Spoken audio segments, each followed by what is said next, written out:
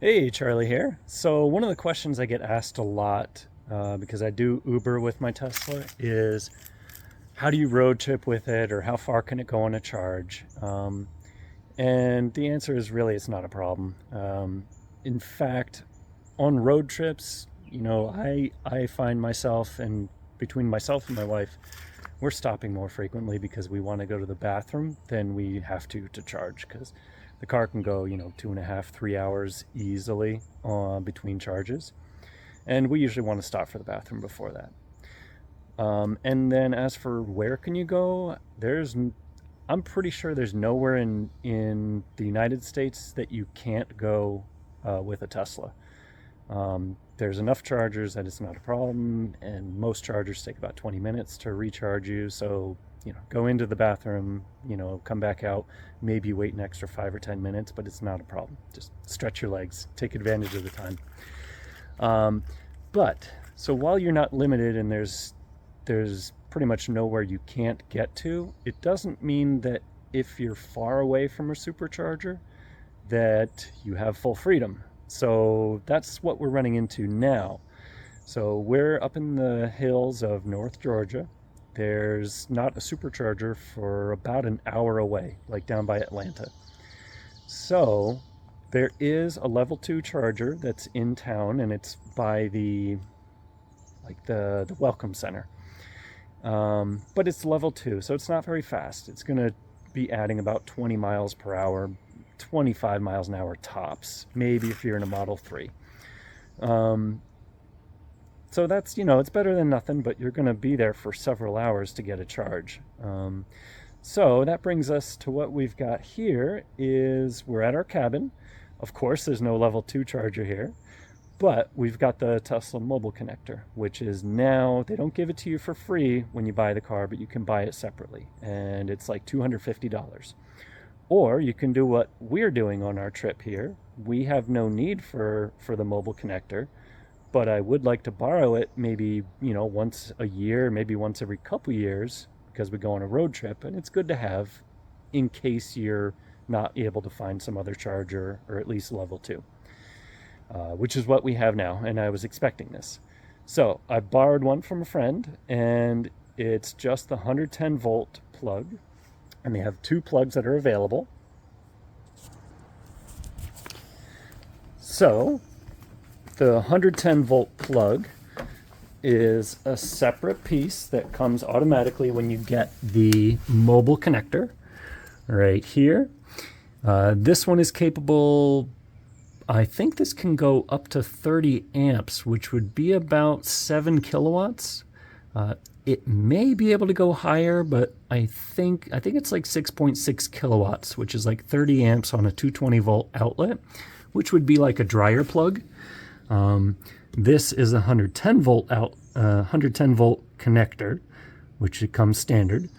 And this runs about 1400 watts. So 1.4 kilowatts is not much. 1.4 kilowatts per hour is going to take you a long time to charge a 50 to 60 kilowatt of use that you've probably put on your battery.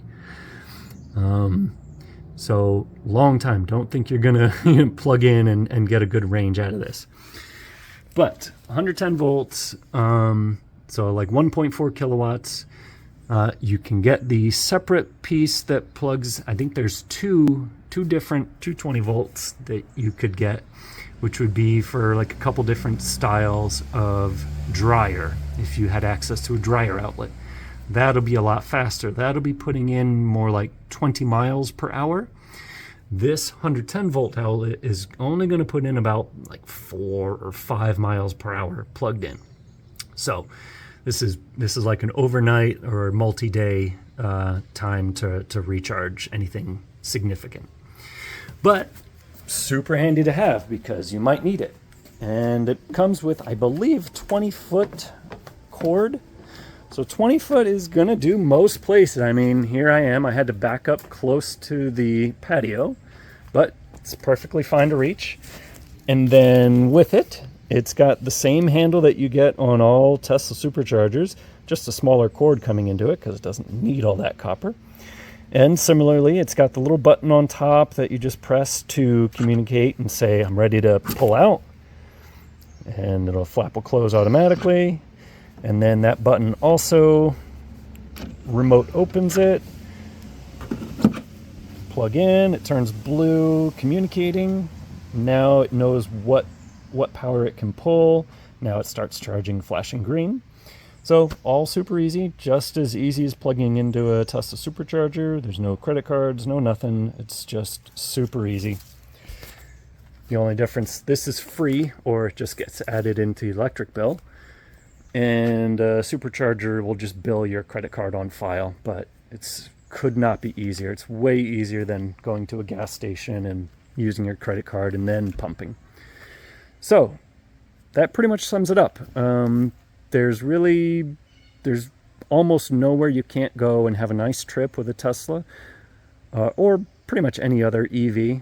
But range, having a bigger battery can get you further and make longer durations of stay. Like this, we're here for a week, and we're going out every day and going here, going to town, whatever.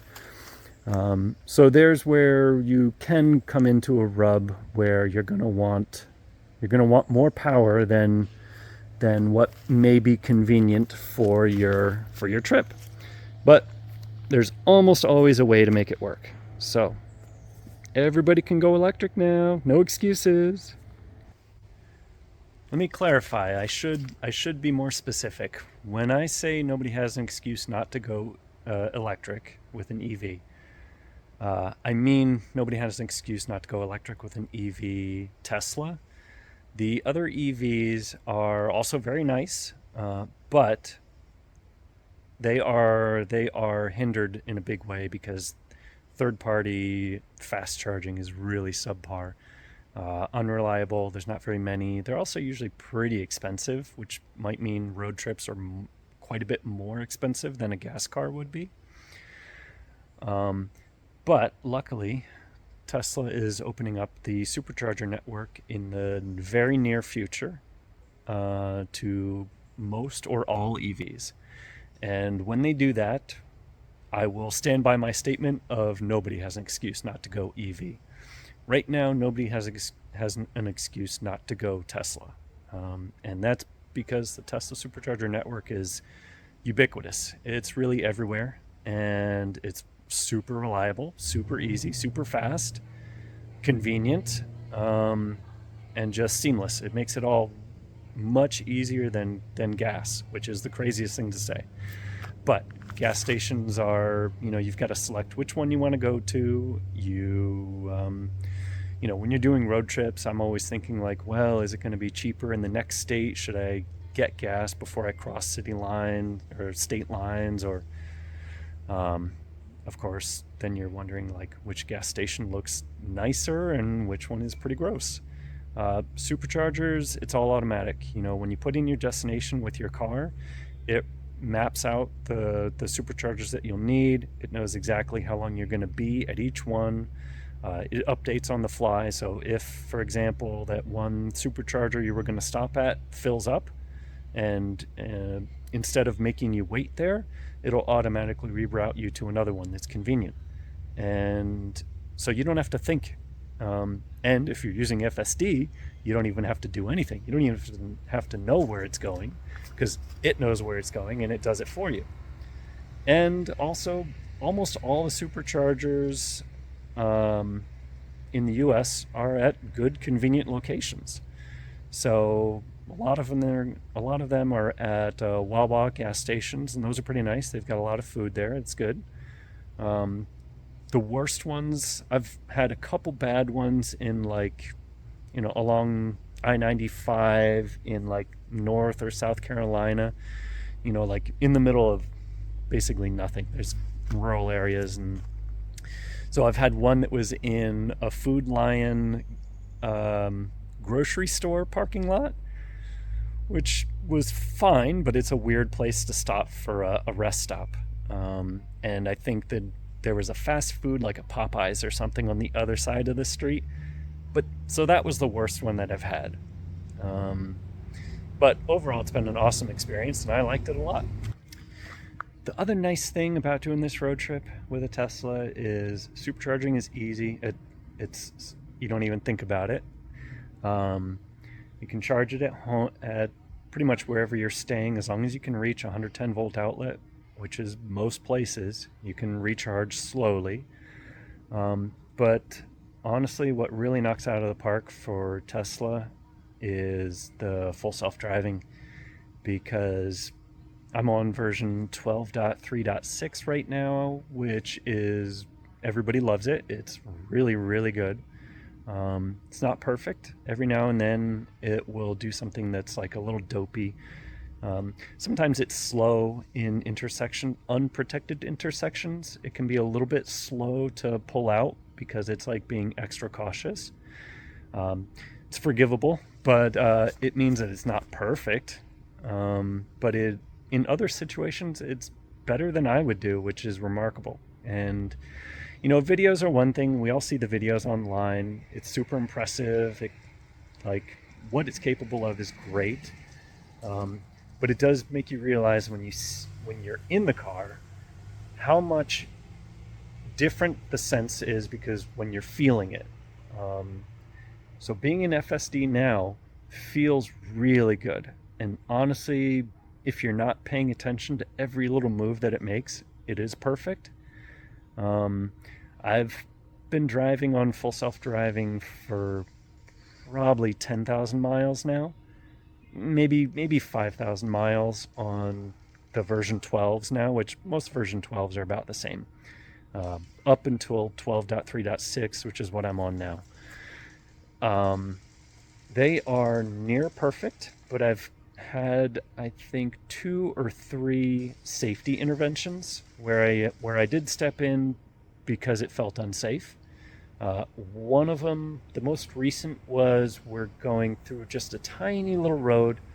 It's not marked, not clearly marked, but it was obvious to any human, where the road goes.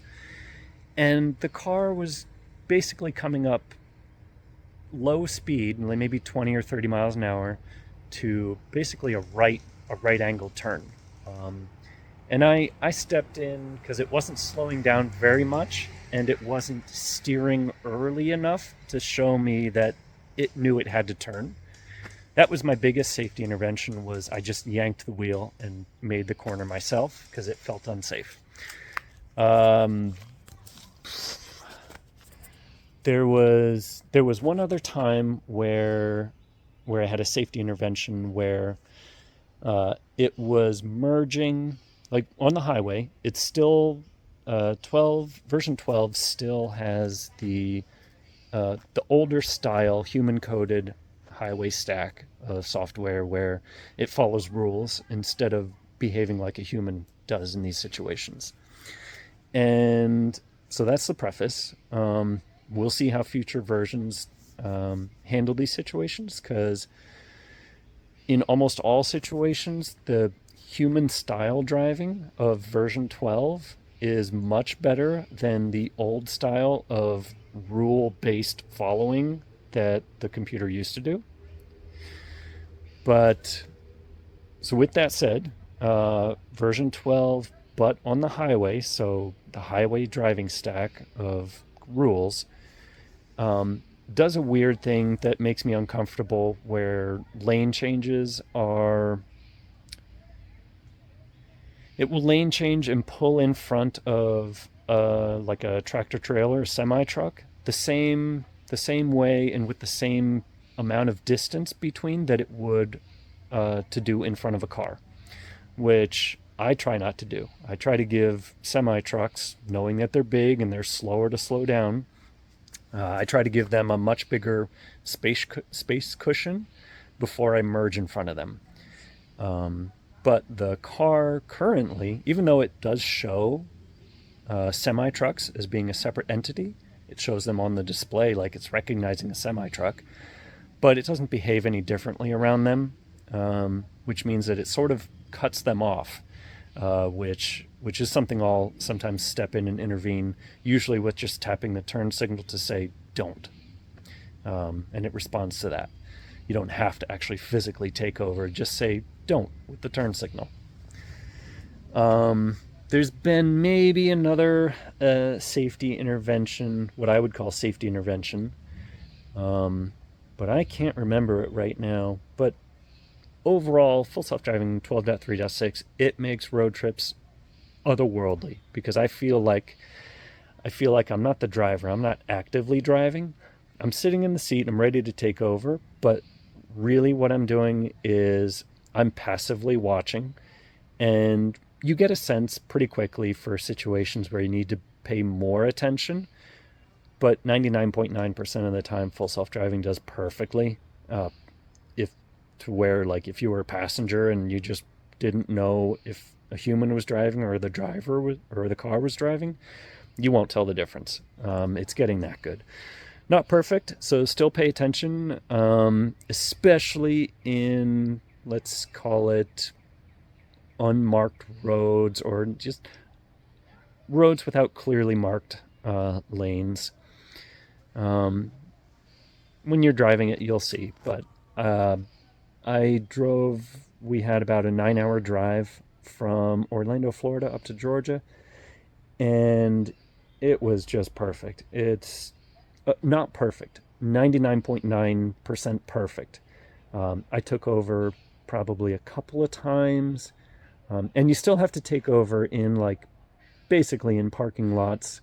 Like if you're going into a supercharger, the car doesn't really know what to do with parking lots. It goes through them and it's not dangerous, but it's not fluid or confident. It's just trying to reach its dot on the pin. And you'll have to back it up when you're pulling into a supercharger, but you know, this just means that Tesla is by far the best road trip vehicle.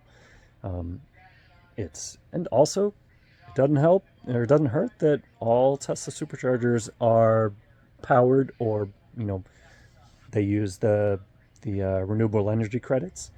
So basically, they're basically powered by renewable energy, whether it's solar or wind. So it's just such a no-brainer. I really don't understand anyone who has something against Tesla. It's near perfect.